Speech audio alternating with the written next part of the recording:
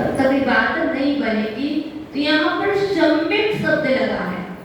कौन सा दर्शन? सम्यक दर्शन। अब आचार्य भगवान कहते हैं इन तीनों की एकता तो मोक्ष मार्ग है, पर मोक्ष मार्ग में रत कौन है? क्योंकि आपके पास सम्यक दर्शन है, आपके पास सम्यक ज्ञान है, आपके पास सम्यक चारित्र्य है, तो आप भी मोक्ष मार्ग, आप मोक्ष मार्ग ही हैं। तो कहाँ नहीं? कथन से मान लेते हैं कि आप भी मोक्ष मार्गी हो। यदि पुरुषार्थ कर रहे हैं सम्यक मार्ग का, तो मैं मान लेती हूँ कि आप मोक्ष मार्गी हो। और वो ट्रेन कौन सी? जिस ट्रेन में, जिस बस में बैठ करके मोक्ष मार्ग की यात्रा हो जाती है, तो वो ट्रेन कोई दूसरी नहीं है, उसमें 3 कोच है। आप 3 कोच में से किस में बैठे हुए? 3 ही डिब्बे हैं। मोक्ष मार्ग की जो ट्रेन है उसमें 3 ही डिब्बे हैं। एक तो सम्यक दर्शन का है, एक सम्यक ज्ञान का है, और एक सम्यक चारित्र्य का है। जो इसमें बैठ जाता है और मोक्ष मार्ग, मोक्षपुरी तक पहुंच जाता है। कैसे पहुंच जाता है? वो चालक कितना अच्छा है, चलाने वाला कुशल चालक हो तो मोक्ष पूरी तक ले जाएगा। और यदि चालक अच्छा ना हो, गाड़ी चलाने वाला अच्छा ना हो, तो यहाँ से तेजारत तक की यात्रा भी संभव नहीं है। अब आप बैठे हो कि नहीं बैठे मुझे तो पता ही नहीं। हमने तो सुना है कि कुआं वाले मंदिर के हॉल में बैठे हो। अब ये आपको अपने घर से यहाँ तक मंदिर तक आ गए हो। अब मैं चाहती हूँ कि मंदिर के स्थान पर ना बैठ करके आप सम्यक दर्शन रूपी डिब्बे में बैठ जाएं।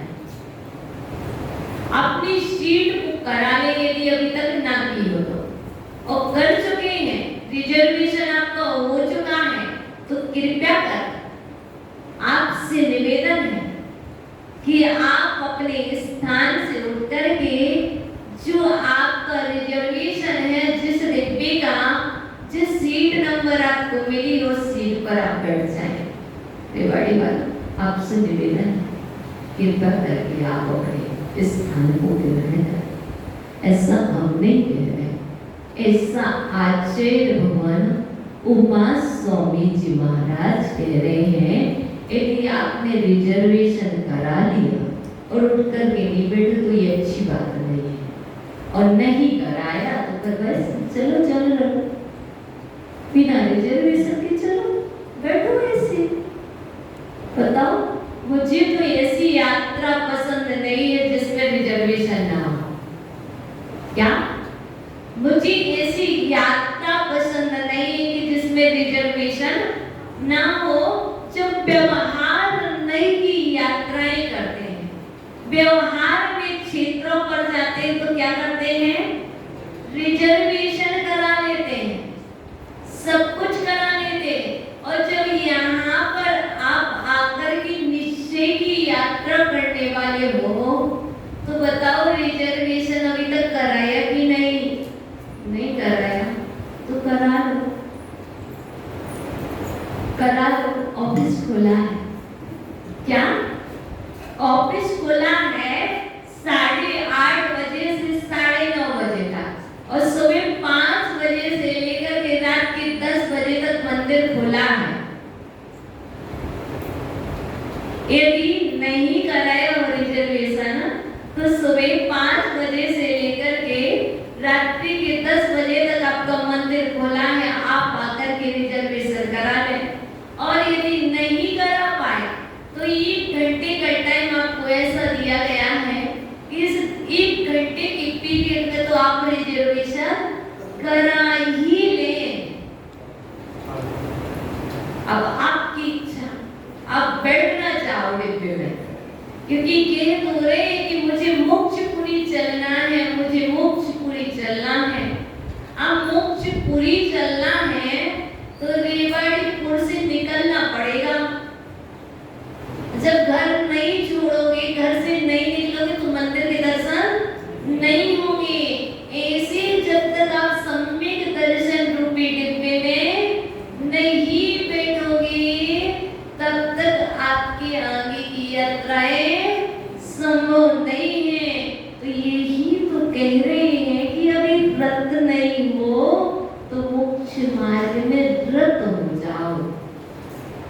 कैसे रत होंगे?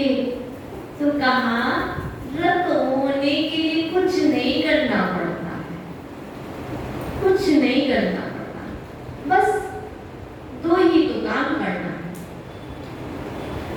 विश्वास करना, श्रद्धा करना, आस्था रखना। अब तो श्रद्धा क्या होता है? ये कि कोई बात नहीं, श्रद्धा से मत समझो। विश्वास जानते, आस्था जानते, आस्था रखो। किसमें आस्था रखो? किसमें आस्था रखो? दिव्य शास्त्र गुरु में आस्था रखो। विश्वास रखो कि आपको वहां तक ले जाएंगे जैसे आपने ड्राइवर पर विश्वास किया है। देखो ट्रेन में बैठने वालों, ट्रेन में कितने सारे लोग बैठते हैं? कितने सारे होते हैं? काउंटिंग बताओ। समथिंग 2000 समथिंग, 3000 समथिंग, इतने सारे लोग बैठते हैं। और चलाने वाला कितने होते हैं? ट्रेन को चलाने वाले 2 होते कि 1 होते कि 3 होते? चलाता तो एक ही है ना, चलाता तो एक ही है। उसकी हेल्पर कितने ही हो, जब उसको निद्रा देवी आने लगी, कुछ परेशान होने लगे तो दूसरा तैयार रहता, लेकिन चलाने वाला तो चालक एक ही है। तो हम यही तो कह रहे हैं कब से, चलाने वाला चालक तो एक ही है तुम्हारे पास। डिब्बे 3 हैं, सम्यक दर्शन का, सम्यक ज्ञान का, सम्यक चारित्र का। और इन 3 डिब्बों में कौन कौन बैठे हैं? 4 कसाई बैठी हैं, 5 पाप बैठे हैं, 7 व्यसन रूपी पुरुष इसमें सवार है। कौन से? और चलाने वाला चालक तुम्हारी आत्मा एक अलग, एक ही है, दो नहीं है। अब ये कैसे चला रहा है ये उसके ऊपर निर्भर करता है। तो भाई देख लो अपने अपने चालक कैसा है। यदि चलाने वाला अच्छा है, कोई दूसरा नहीं है ड्राइवर, हमने तो समझ रखा कि कोई दूसरा ही ड्राइवर है जो हमें मोक्षपुरी ले जाएगा। हमने तो सुना था कि भगवान मुझे मोक्षपुरी ले जाएंगे। मैंने सुना था ये माँ जिलवाड़ी उठा करके मुझे मोक्षपुरी ले जाएगी। और मैंने सुना था मेरे गुरुदेव मुझे यहाँ से उठा करके मोक्षपुरी ले जाएंगे। पर ये रास्ता बता सकते हैं, ये सिर्फ वैसे ही रास्ता बताएंगे जैसे तुम्हारा मोबाइल। क्या मोबाइल क्या करता है? गूगल पे सर्च करते हो ना, तो your location to Tijara, your location to Devi, your location to Bhopal. अब क्या करते हो? मैप पर गूगल पर सर्च करते हो मोबाइल पर। ऐसे ही तुम्हारे लिए तो ये मनोबल को पक्का करने के लिए, वो मनोबल को घटाने वाला मोबाइल है। और ये मनोबल को पक्का करने वाला है, आप इसको मोबाइल जैसा समझें।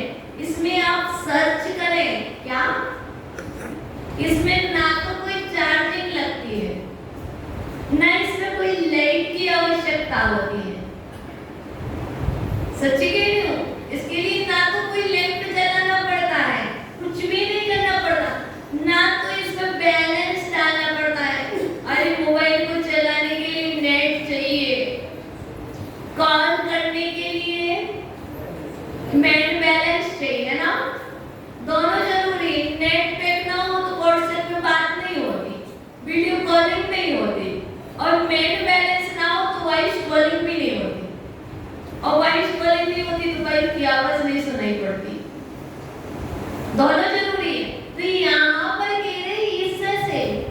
किससे नाता जोड़ना है? शास्त्र से नाता जोड़ना है आपको। तो इसके लिए ना तो लाइट चाहिए, ना कोई चार्जिंग चाहिए, कुछ भी नहीं चाहिए, ना कोई बैलेंस चाहिए, ना कोई टैरिफ चाहिए कि टैरिफ खत्म हो गया। यहाँ तो सिर्फ आपको देखना होगा, सर्च करना होगा मुख्य मार्ग की ट्रेन कौन सी है, मुख्य मार्ग में बैठने का कौन सा डिब्बा है, मुख्य मार्ग में बैठने के लिए कौन सी सीट खाली है। आप तो मोबाइल में गूगल पे सब देख लेते हो कौन सी ट्रेन कहाँ जा रही है, इसमें अभी कितने ऑनलाइन देख लो सीट खाली है कि नहीं है, कहीं अभी कहाँ ब्रेक पोजीशन में चल रही है ट्रेन, अभी कहाँ पर है, सब कुछ देख लेते। अरे भैया वही तो मैं कह रही हूँ, जैसे आप गूगल से देख लेते हो ट्रेन कहाँ है, ऐसे ही तो कह रही हूँ कि तुम भी तो अपनी ट्रेन देख लो, अभी कहाँ है तुम्हारी ट्रेन, अभी कौन से डिब्बे में बैठे हो और अभी तक कहाँ पहुँच गए हो और कहाँ ले जाने वाली है तुम्हारी ट्रेन, देखा? अरे कहाँ जा रहे हो? हम तो यहाँ से कुंडलपुर की यात्रा पर जा रहे हैं। अरे भैया व्यवहार की यात्रा की बात नहीं कर रही हूँ मैं, अब यहाँ पर निश्चय की यात्रा की बात कर रही हूँ कि तुम जिस डिब्बे में बैठ गए हो ट्रेन तुम्हें कहाँ ले जा रही है, नरक ले जा रही है कि त्रियंच गति में ले जा रही है कि पुनः से मनुष्य गति में ला रही है कि दीप पर्याय में ले जा रही है।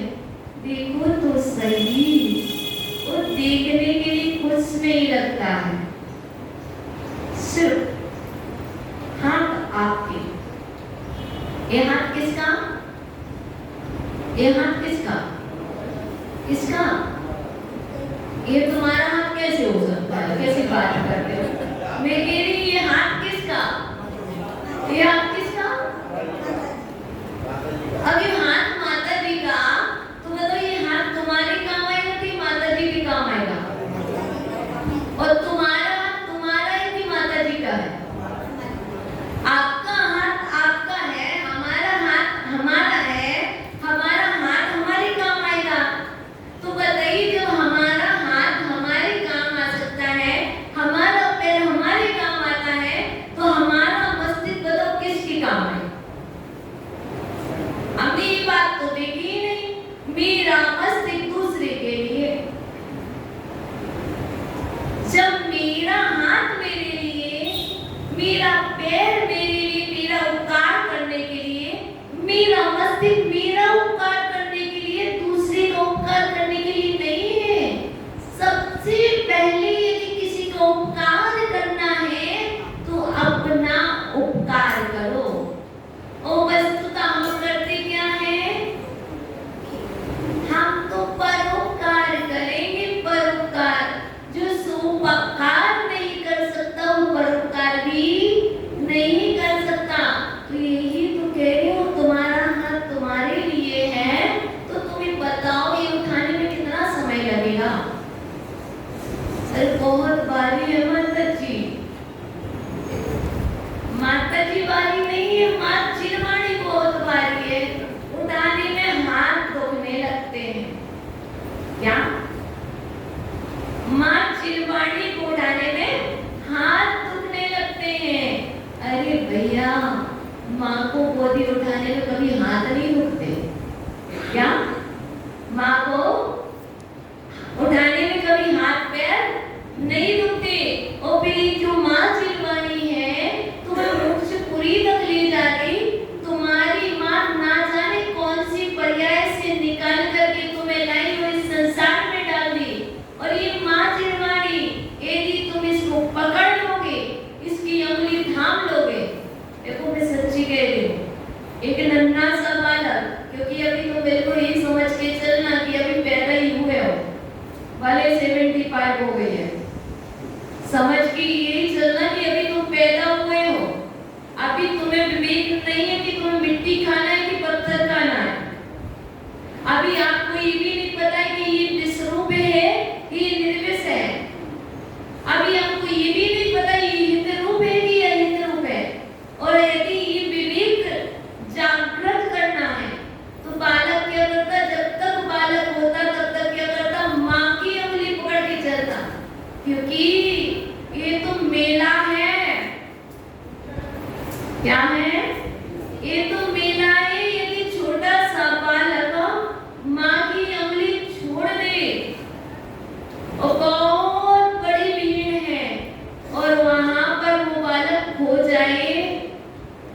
क्या करेगा?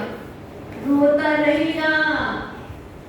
और जब तक माना मिल जाए, इसीलिए कह रहे आप बच्चे हो तो बच्चे मन के सच्चे होते हैं, और बच्चे बनकर तुम माँ की गोद में आ जाओ। और गोद में नहीं आना है, ज्यादा बड़े हो गए हो। जब तक छोटे रहते तो माँ की गोद अच्छी लगती है। मुझे तो आज भी लगती है अपनी माँ की गोद अच्छी, सच्ची कह रही हूँ। रात दिन माँ की गोद में रहती हूँ, रात दिन माँ की गोद में रहती, पल को भी नहीं छोड़ती हूँ अपनी माँ की गोद। इतने पुण्यशाली हूँ कि अपनी माँ की गोद नहीं छोड़ती। और जब गोद छोड़ दूं, जाग जाऊं तो क्या करती हूँ? माँ की अंगुली जैसे ये ना दिख रहा ना, ये क्या है? स्टैंड। ऐसे ही मैं क्या करती हूँ? अपनी माँ की अंगुली पकड़ करके चलती हूँ। और यदि मैं आप माँ की अंगुली छोड़ दूं और नीचे मुझे खड्डा आएगा तो मैं उस खड्डे में पड़ जाऊंगी। लेकिन मैंने अपनी माँ की अंगुली थामी तो माँ ने वैसे कहा अंगुली दबा के। मेरी माँ क्या करती? अंगुली दबाती और क्या कहती? बेटा नीचे देख कर चल, यदि नीचे देख के नहीं चलेगी तो पैर फ्रैक्चर हो जाएगा, उपटा लगेगा और गिर जाएगा। मेरी माँ तो ऐसी है, वो बीच बीच में मुझे बताती रहती है। और तुम्हारी माँ, तुम भी कह रहे बच्चे बन जाओ, आज भी पकड़ लो।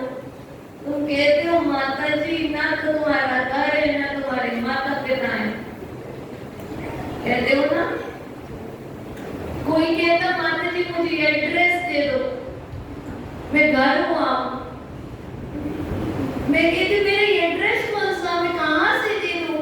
मैं बता रही Arhat is my father, Jinwadi is my mother, oh my brother। और वो सब मेरे परिवार के जो सदस्य हैं वो मोक्ष में हैं, यहाँ से 45 लाख योजन ऊपर। ठीक है, मैं एड्रेस दे देती हूँ, ठीक है। माँ का तो आज मैं दे देती हूँ, आप अच्छे से लिख लेना। और उस ट्रेन में बैठना पड़ेगा। आप सोचो मैं गाड़ी से चला जाऊं तो वहां गाड़ी चलती नहीं है, और उस ट्रेन में चलाने वाला चालक कोई और दूसरा नहीं है, तुम्हें ही चलाना पड़ेगी। तो भैया यदि बैठना चाहते हो तो बैठ जाओ। और हमने मना कब किया कि नहीं जाना? एड्रेस भी दिया है, जाने का भी बोल दिया है, कब जाना चाहते हो अभी रिजर्वेशन करा दो, चले जाओ। तो समझ गए? तो ये मोक्ष मार्ग है। तो मोक्ष मार्ग में कौन है जो अभी बैठ गया? भैया बैठ गए कोई? अभी कोई नहीं बैठा। ऐसे ऐसे कहने से बैठ नहीं जाते हैं। ऐसी सम्यक दर्शन की टिकट ले ली है और सम्यक दर्शन रूपी डिब्बे में बैठ गए हो, तब चाहे ओले गिरे, चाहे सोले गिरे, चाहे कोई निंदा करे, चाहे कोई प्रशंसा करे, कैसी भी विपत्तियां कितने भी उत्सन्न हो जाए, और सर्गों से डरने वाले नहीं हो, क्योंकि आपने निर्णय पक्का कर लिया तो कुछ भी हो जाए। मैं तो एक बार बैठ गया सो बैठ गया, तब तक नहीं उतरूंगा इस ट्रेन से जब तक मैं मोक्षपुरी तक ना पहुंचूं। है तेरा साहस? वो तो अच्छी बात नहीं, तो कोई बात नहीं, जहाँ बैठे वहीं बैठो, मुट्ठी पे बैठो। अभी तो मुट्ठी पर ही बैठो। क्यों? साहस नहीं है तो मुट्ठी पर बैठो।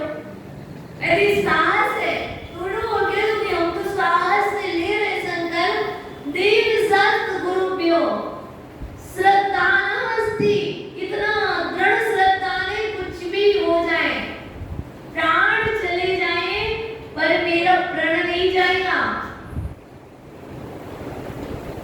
प्राणी जाए पर गुरुवर मेरा प्रण ना जाएगा। महावीर के महामार्ग में दोष न आएगा। दृढ़ संकल्पों का ये श्रीपद अब स्वीकार करो। मेरी दीक्षा गुरुवर तेरे कर कमलों से हो। चलो प्रण लेते हो तो प्राण चले जाए, प्रपण नहीं जाएगा। और प्रण तो नहीं जाएगा लेकिन दोष लगाऊंगा, दोष भी नहीं लगाऊंगा। ये धर्म का मार्ग है, ये महावीर का मार्ग है, ये पीर का मार्ग है, ये महापुरुषों का संकल्प है, ये कायरों का संकल्प नहीं है। जो कायर पुरुष होते हैं वो संकल्प लेते हैं। क्या? जो कायर होते हैं वो संकल्प लेते हैं और संकल्प को छोड़ देते हैं। तुम्हें यदि कोई संकल्प लेना है तो पहले संकल्प लेने के पहले सोच लेना सौभाग्यवती पुरुष हूँ। वीर प्राण दे देते हैं, प्राण नहीं छोड़ते हैं। तो जब तुम वीर की संतान हो, महावीर की संतान हो, तो लो संकल्प। देखो आचार्य भगवान कुंद स्वामी ने मोक्ष मार्ग में रत श्रावकों को नहीं कहा, साधुओं को कहा है। जो साधु हैं वो मोक्ष मार्ग में रत है।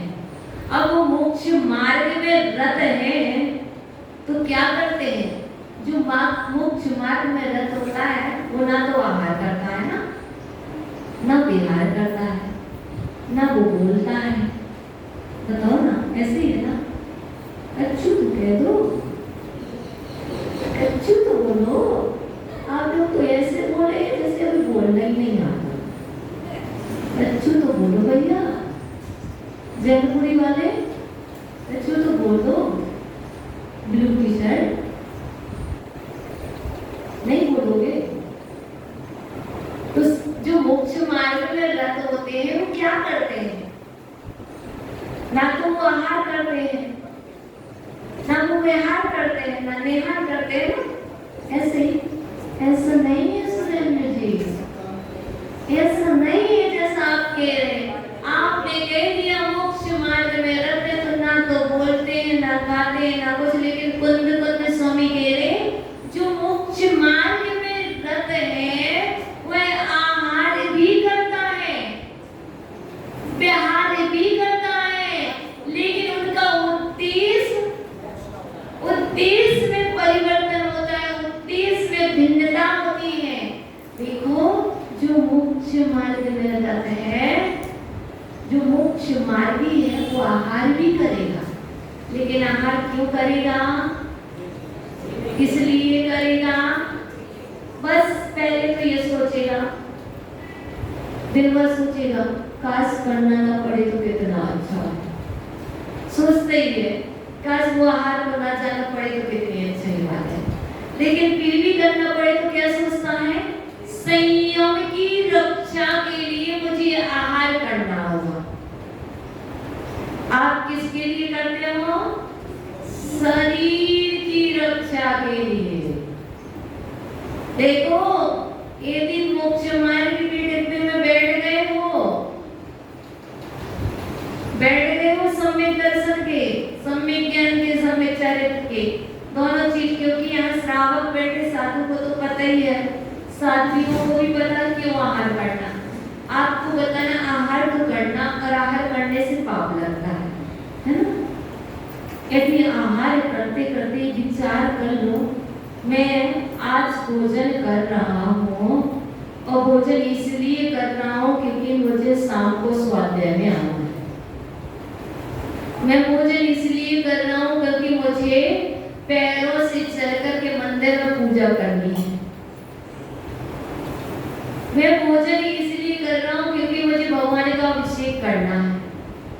मैं स्नान इसलिए कर रहा हूँ क्योंकि मुझे बहुत जल्दी ही मंदिर में अभिषेक करने जाना, पूजा करने जाना, बिना स्नान किए मंदिर में प्रवेश नहीं कर सकते। जब तक ये विचार नहीं आए तो उसी क्रिया में पाप हो रहा है।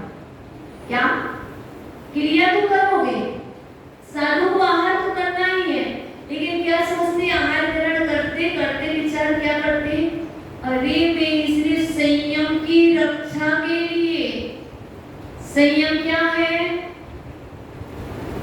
संयम क्या है, व्रतों का पालन करना, षटकाय जीवों की रक्षा करना, संयम की सुरक्षा के लिए, संयम की रक्षा के लिए क्या करते हैं, आहार करते हैं। वो इसलिए नहीं करते हैं अरे हमारे गाल फूल जाएंगे, हम गोरे दिखेंगे, हम ये होगा, वो इसलिए आहार नहीं करते। आप लोग तो कहते हैं कि नहीं, शरीर की स्थिति मजबूत बनी रहे ना, तो आचार्य भगवान भट्ट के स्वामी मूलाचार्य ग्रंथराज में स्पष्ट रूप से कहते हैं कि यदि मोक्ष मार्ग में रत हो और भोजन कर रहे हो तो भोजन को रत होकर के मत करो, भोजन में रत होकर के भोजन मत करो, भोजन से निर्लोभ होकर के भोजन करो। तो सबसे पहला कारण कौन सा है, संयम की रक्षा, और दूसरा कारण संयम की वृद्धि। क्या, एक तो संयम की रक्षा और दूसरा कारण संयम की वृद्धि। और कुंदकुंद स्वामी कहते हैं झाड़च्छयनम, कुंदकुंद स्वामी को देखे तो कहते झाड़च्छयनम, ज्ञान के लिए भोजन करना, पानी, माता जी एक अंजलि और ले लो, किस लिए ले लो, माता जी ज्ञान की वृद्धि के लिए एक अंजलि और ले लो, माता जी एक गिलास प्लीज ना टेस्ट कर लो। क्या, माता जी एक गिलास टेस्ट कर लो, अच्छा नहीं बनाना, हाँ बिल्कुल अच्छा नहीं बना, मैं कह रही हूँ ना, क्यों, तुम्हें बनाना ही नहीं आया, तुम्हें खिलाना ही नहीं आया, क्या, टेस्ट कर लो, एक गिलास और ले लो, अच्छा नहीं बना, ना अच्छा बना है ना अच्छा खिलाने वाले, क्या क्या कहो, ध्यान के लिए हमारा सब एक बाइट, वन बाइट ध्यान के लिए, वन गिलास ध्यान के लिए। दूसरा अजित प्रकाश से हमारा सब वन गिलास समय के लिए, और यहाँ से भैया महाराज जी वन बाइट वंदना के लिए देना है ना, कैसे, ज्ञान के लिए, ध्यान के लिए, तप के लिए, संयम के लिए। हमें जो भी करना, हमारा उद्देश्य, हमारा भाव परिवर्तित होना चाहिए। ये मोक्ष मार्ग में रत श्रावक होंगे, जो श्रावक मोक्ष मार्ग में रत होंगे वो बिल्कुल नहीं कहेंगे देखो पतले हो गए, शरीर पतला मत देखो, आत्मा को देखो कितनी मजबूत है, सबको उड़ा देगी। शरीर का पतला कुछ नहीं होता है, कसाई देखो कितनी पतली हो गई, शरीर मोटा है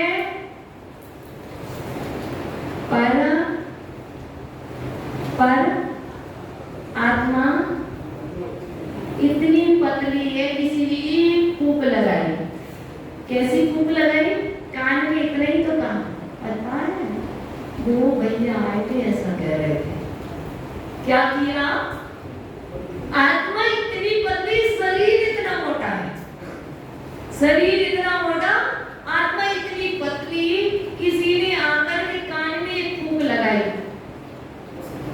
और हमने उस पर भरोसा कर लिया, और क्या हो गया, आपको तो शरीर की स्थिति इतनी मोटी थी फिर भी उतर पुतर करने लगे। अरे तुमसे कह रहे ना भाई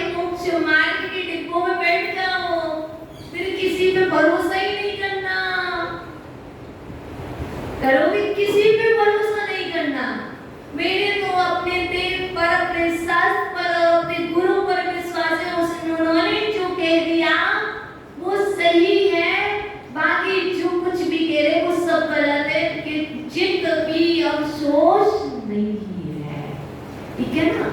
देखो भैया, महाराज की विभूतियां तो तुम्हें पता है, साधु की कितनी विभूतियां हैं? साधु के कितने गुण होते भैया? 28। बच्चों कितने होते साधु परमेष्टि के? 28। और उपाध्याय परमेष्टि के 25 और आचार्य परमेष्टि के 36, सिद्धों के 8, अरहतों के 46। ये तुमने महाराजों की तो विभूतियां देख ली, इसकी साधु परमेष्टि की 28 विभूतियां हैं। कौन कौन सी हैं वो भी तुम जानते, लेकिन बता तो दो कलियुगी महाराज। ये कलियुगी महाराज, कलियुगी महारानी हो, बता दो तुम्हारी कौन कौन सी विभूतियां हैं, बताओ भाई। आज हम तुम्हें बताते कलियुगी महाराजों की विभूतियां। महाराज तो हो ना, हो ना, स्वामी तो हुआ, आचार्य हुआ, नहीं हुआ आचार्य, गृहस्थाचार्य नहीं हो, गृहस्थी को चलाने वाले गृहस्थाचार्य, संघ का संचालन करने वाले, दीक्षा शिक्षा प्रायश्चित देने वाले, संघ के नायक गणेश गणधर स्वामी आचार्य। हमारे गुरुदेव तो संघ के नायक हैं, गणधर की गद्दी पर बैठते हैं। मुझे उनकी विभूतियां तो मालूम है कौन सी है, 36, लेकिन गृहस्थाचार्यों की 36 का आंकड़ा मुझे अभी तक समझना पड़ा, पढ़ना पड़ेगा। लेकिन मैंने फिर भी माँ जिनवाणी की गोद में बैठ करके, सच्ची कह, माँ जिनवाणी की गोद में बैठ करके उनसे पूछा कि माँ मुझे बताओ तो ना, कलियुगी महाराज की कौन कौन सी विभूतियां होती हैं? तो मेरी माँ जिनवाणी सम्यक्त कौमुदी ग्रंथराज में श्रुत सागर जी महाराज के निमित्त के प्रसाद से प्रतिपादित वो कलियुग महाराज की विभूतियों का वर्णन मैं जब सो रही थी तो वो मुझे लोरी में सुनाने लगी। मेरी माँ लोरी सुना रही थी और कह रही थी, बेटा इस कलियुग में बड़े बड़े कलियुगी महाराज हैं, उनके पास एक नहीं दो नहीं, चक्रवर्ती के पास तो 9 निधियां होती हैं, लेकिन कलियुगी महाराज के पास 8 महानिधियां हैं। कलियुगी महाराज की विभूतियां आप जानना चाहती हो माताओं? कलियुगी महाराज जानना चाहते हो आपकी कोष में कौन कौन सी विभूतियां हैं? बच्चों तो बोलो, जानना चाहते हो सच में? तो चलिए सुन लीजिए। कलियुगी महाराज की पहली विभूति है असत्य बोलने में चतुर होना। असत्य बोलने में चतुराई दिखाना कलियुगी महाराज की पहली विभूति है। समझ जाना, कैसे बोलना, क्या बोलना, कैसे बात को घुमाना। कलियुगी महाराज की इतनी बड़ी विभूतियां दिखाई नहीं देती, पर होती है असत्य बोलने में चतुर होना। क्या है? कलियुगी महाराज की पहली विभूति है। दूसरी, चोरी करने में बुद्धि लगाना, कैसे टैक्स बचाएं। अरे देखो, आप चोरी नहीं करते, किसी के घर डाका नहीं डालते, ये बात सत्य है। पर मैं जो कह रही हूँ, मेरी माँ ने मुझे बताया, मैं क्या करूँ। मैं अपनी माँ पर बहुत बिलीव, आई बिलीव माँ, मैं बहुत बिलीव करती हूँ, इतना बिलीव करती हूँ। मेरी माँ ने कहा था, चोरी करने में बुद्धि लगाते हैं। कैसे चोरी करें पता है? आलू का त्याग है, आलू का त्याग है, लेकिन क्या करें, मार्केट के समोसे में से आलू निकाल दो।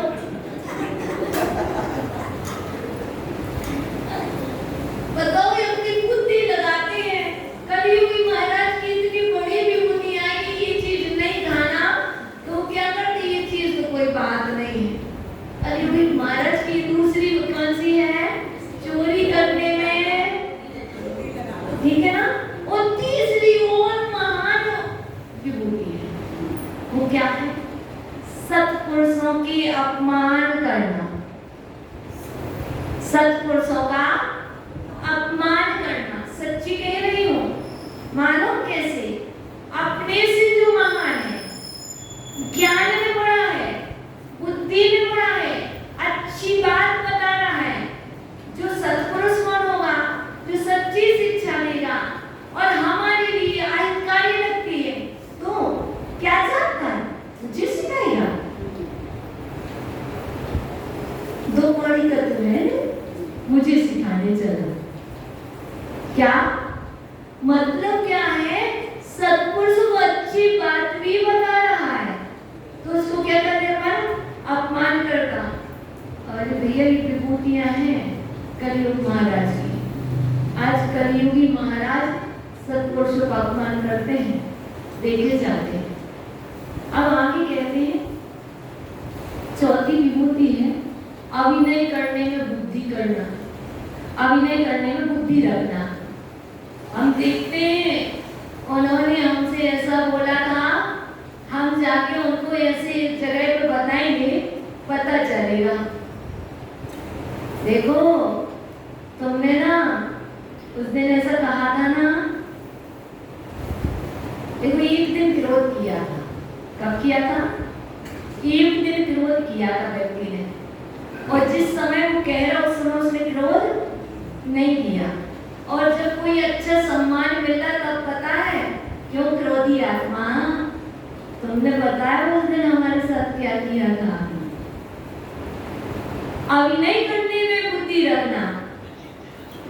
हम अभिनय नहीं कर रहे, हम तो कह रहे हैं, इसको ऐसे नहीं लेना, हम तो आपको याद दिला रहे हैं। तो ये अभिनय करने में बुद्धि रखना, ये भी कलयुगी महाराज के लिए कोई लॉकर में नहीं रखना पड़ती है।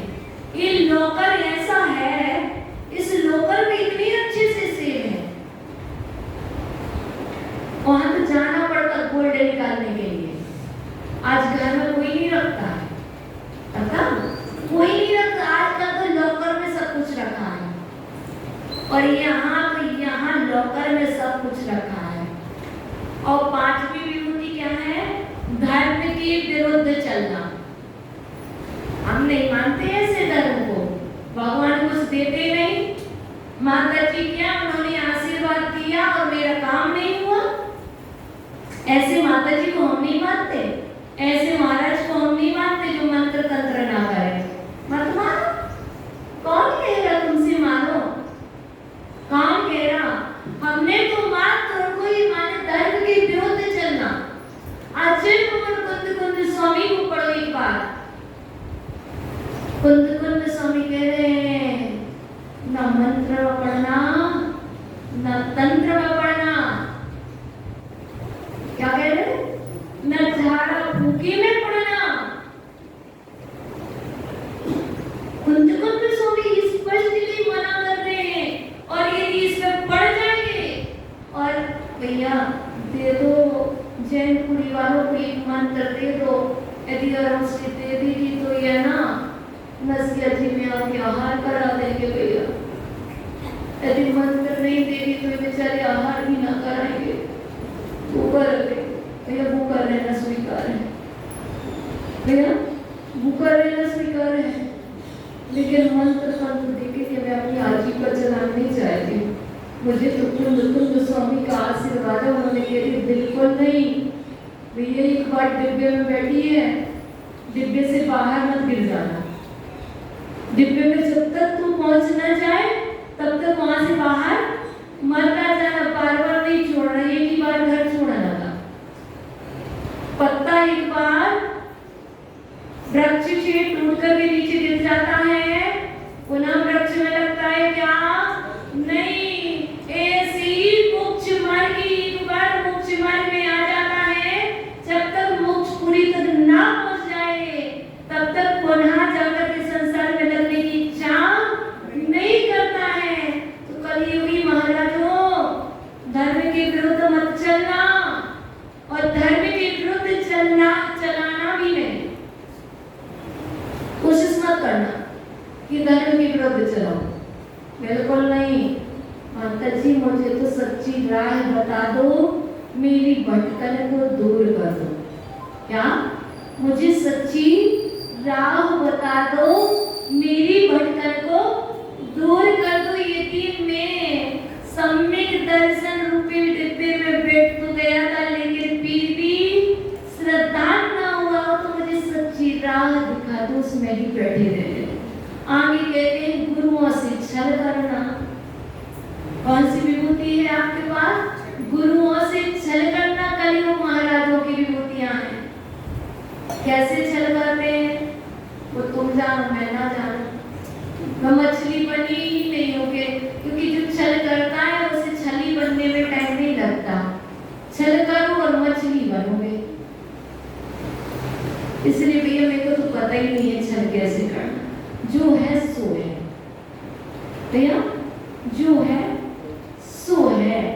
सामने मजाक करनी सो सामने करनी, पीठ पीछे नहीं कहना। चल कैसा किया जाता?